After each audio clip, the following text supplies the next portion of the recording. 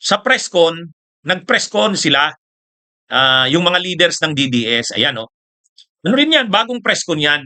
Pinanood ko yung presscon na yan, mga kabunyog. Ah, ang ang ano nila, ang sinasabi nila sa presscon, lahat sila ng mga speakers, ang sinasabi nila, mga kabunyog, ano daw, ah, ano ito, dapat daw kasi si Sara Duterte na daw ang manguna sa kanila. Si Sara Duterte na daw ang manguna sa kanila. Kasi ano yan eh, um, wala daw nangyayari. Mga kabunyog, walang nangyayari. Nakailang panawagan na sila, kumbaga hindi epektibo. Kaya ang sabi nitong mga leaders ng DDS, magiging epektibo lang ang panawagan nila ng people power kung si Sara mismo ang manawagan. Kaya ang panawagan daw nila kay Sara Duterte, i-assume na ang pamumuno. Siya na mismo ang manawagan sa mga tao. Kasi kaya lang naman daw hindi nagtatagumpay ang people power nila kasi sila lang yung nananawagan, mga ano lang supporters lang ni Sara. Dapat daw ang manawagan na mismo ang vice presidente na daw. Kaya actually may halo na silang hinanakit kay Sara, yung mga tagapagsalita doon, sabi nila dapat kasi daw pamunuan na ni Sara yung grupo nila. At si Sara na mismo, yan ito. Isa sa mga medyo mainit na yung speech doon sa presscon ito eh. Si retired Captain Ray Valeros. Sabi niya, ito nga ang caption, tingnan niyo sa taas. Retired men in uniform at kampilan, may matinding panawagan kay BP Inday Sara. Yan. Hindi, matindi talaga. Galit na yan. Si Ray Valeros, yung nagsasalita na yan. Yan retired captain yan. BDS. Ang sabi niya, dapat daw, sabi niya, BP Inday, pamunuan mo na kami. Sabi ni Valeros, may mga nakakausap daw siyang military, kaya naman daw hindi sumasama sa kanila, kasi hindi naman daw si Sara ang nananawagan. Pag si Sara na daw ang nanawagan, tingin daw nila, dadagsa ang tao. Yan na nga BP Inday Sara, andito kami, nananawagan. yan yung ano nila. Ngayon, BP Inday, tumayo ka! Yes. Kami nagkagaranti rito. May lalabas na 1 milyon sa Luzon, Visayas, Mindanao. Lumabas ka, Presidente, ay Vice President. I-lead mo po dahil nagkakawatak-watak kami. That is 2 months ago. Ngayon, nandito na po ang formal na panawagan. Okay. Sana po, Vice President, lumabas ka na. Ayun. Nagmamakawa po kami sa iyo. Lead us, being a true leader. Kasi niyo po ang simpansya ng sambayan ng Pilipino. Ikaw lang ang pinagkakatiwalaan ngayon. No more, no less. Gusto kasi nila talaga magkaroon na ng people power. Sabi nito ni Ray Valeros, itong isa sa mga leaders ng DDS, ang sabi niya, ang sabi ng mga military daw, kasi dati siyang militar retired captain nga sabi niya, may nakakausap niya daw ang mga nasa aktibo pang serbisyo. Hinihintay lang daw ang tao. Kapag ang tao daw ay dumagsa na, people power na, susunod na daw ang military. Yan yung kanilang pinapaliwanag. Kailangan muna daw ng mga tao na dadagsa sa EDSA. O kaya kung saan man. Sabi nila, kapag daw ang tao marami na, saka nasusunod ang mga military. Kaya naghihintay lang daw ang military. Yan ang sinasabi nito nila retired Captain Ray Valeros. Kasi ang military daw, hindi naman daw yan mauuna. Susunod yan. Parang katulad ng EDSA 1 at EDSA 2. Kaya lang, ang sabi nila, ang tao naman daw, hindi naman daw yan gagalaw, dadagsa, kung hindi mismo si Sara ang manguna. Kaya ang panawagan nila kay Sara Duterte, pangunahan na daw sila.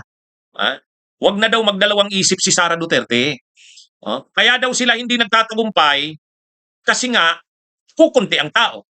Bakit kukunti ang tao? Kasi hindi naman si Sara ang namumuno, nananawagan. At dahil hindi si Sara ang nananawagan, hindi dumadagsa ang tao. Dahil hindi dumadagsa ang tao, kahit ang military, hindi sila sinusuportahan. Kaya umiiyak na ang ilan sa kanila, sa galit na. Sabi nila, BP Inday Sara, pangunahan mo na kami, pamunuan mo na kami. Kaya lang alam nyo, ang binabanggit nilang People Power 1 at saka People Power 2 na gusto nilang magayahin din nila, hindi naman nila magagaya yun. Hindi nila magagaya yung People Power 1, People Power 2. Unang-una, ang mga nanguna sa People Power 1 at People Power 2, parehong People Power. Ano ang pinakamaraming sumama doon? Simbahan, mga eskwelahan, mga leftist groups, mga progresibo. Yun ang mga nandoon. Yung EDSA People Power 1, simbahan yan, mga eskwelahan, mga urban poor, tapos mga leftist, mga kaliwang grupo, progresibo. Oh, yan yung mga nandun. Sa EDSA People Power to, yun na naman. Oh, yung nagpatalsi kay Erap. Ngayon, sila, kasama ba nila ang simbahan? Hindi. Kasama ba nila ang mga eskwelahan? Hindi. Kasama ba nila ang mga progresibo at leftist na mga grupo? Hindi. Sila lang naman talagang pro Duterte. So paano naman sila magtatagumpay diyan? 'Di ba? Kaya si Sara Duterte, hindi rin naman mangunguna sa kanila kasi alam din ni Sara, wala naman silang tao. Alam ni Sara 'yan.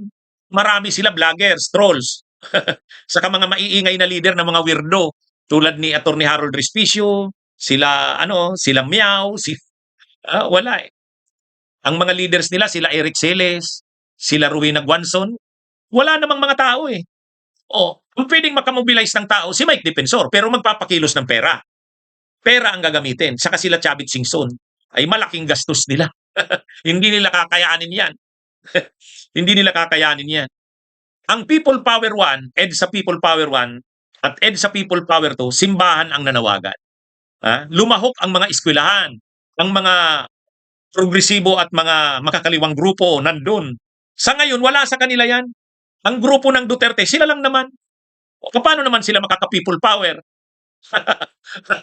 Wala yan. Kaya, ang gusto nila si Sara ang manawagan. Ipapahamak nila si Sara.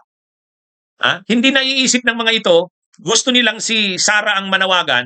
Ang problema, pag si Sara ang nanawagan, mananawagan si Sara ng pag-aalsa. Ay magtatagumpay naman kaya. Mabibigo yan. Pag nabigo yan, di makukulong na lalo si Sara Duterte. Di ba? Oh, kaya nga si Sara Duterte nagdidistansya sa kanila eh. Para hindi siya makasuhan.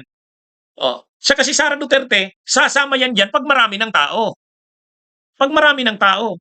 Ay ang problema, iba naman ang naiisip ng mga ito. Ang naiisip nila, hindi nga magkakaroon ng maraming tao kung hindi mismo si Sara ang manguna sa kanila.